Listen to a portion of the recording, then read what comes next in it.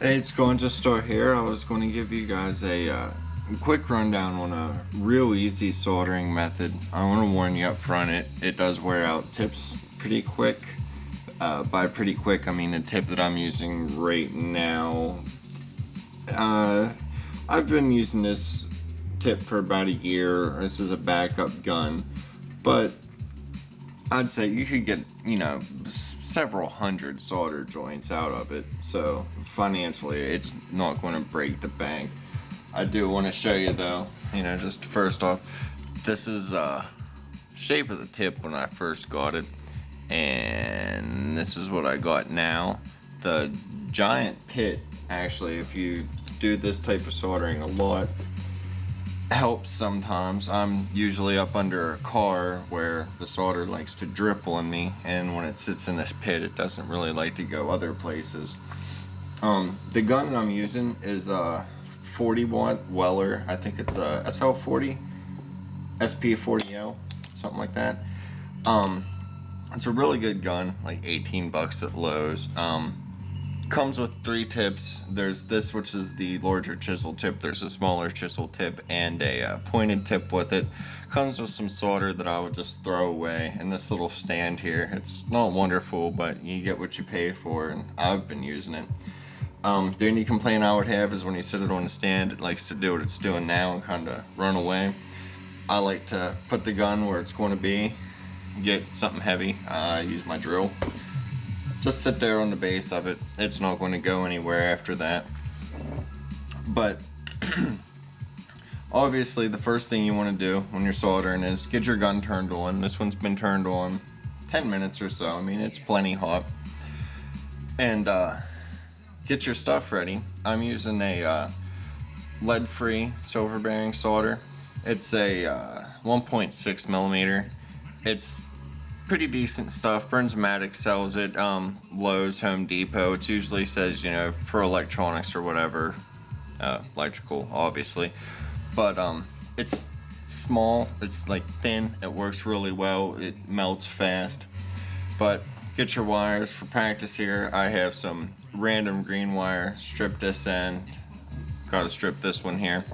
I'd suggest if you're going to start doing some soldering, when you get your wire strippers, it seems like I might be brand name whoring a lot, but Klein Tools, their wire strippers are amazing. I've gone through hundreds of other cheap strippers, your $10 Walmart strippers, and even things like these automatic strippers. Some people like them. I think they're about worthless. They're just kind of a pain. These are super sharp, do the job every time. Come in a couple different styles. You got these with the clippers and these with the insulated crimper things on the these have cutters. These have the crimper things. I use these more. But strip off this other end real quick. So we got nice clean wire. The one thing I do want to point out is I do it a lot. Some people don't. I like to grab my wire and just spin it so it's nice and compact. You got a real point to it. I'd go through and do that to everything I'm going to be doing first. Next step I do is, even though this solder is rosin core, it still doesn't do the fluxing action like I would like. This flux is actually, it's okay. It's number 5 lead free. It's solder paste. This is actually from the plumbing section.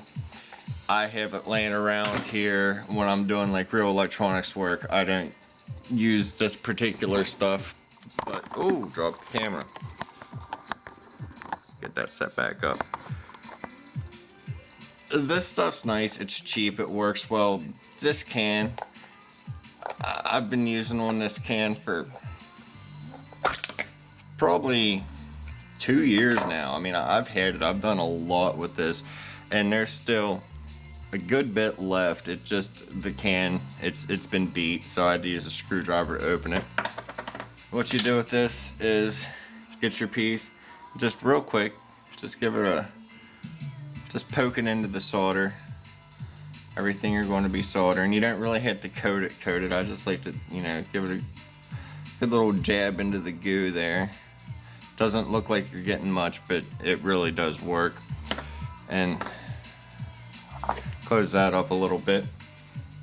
Now that you have your pieces you're going to work with, if I'm wanting to put this piece with this piece here, I like to stick them together, make a little X, and then just fold it over a couple times, give it a little twist. That way you got something like a fail focus, you got something like this. I mean, you can pull it right apart, but it's twisted together fairly nicely.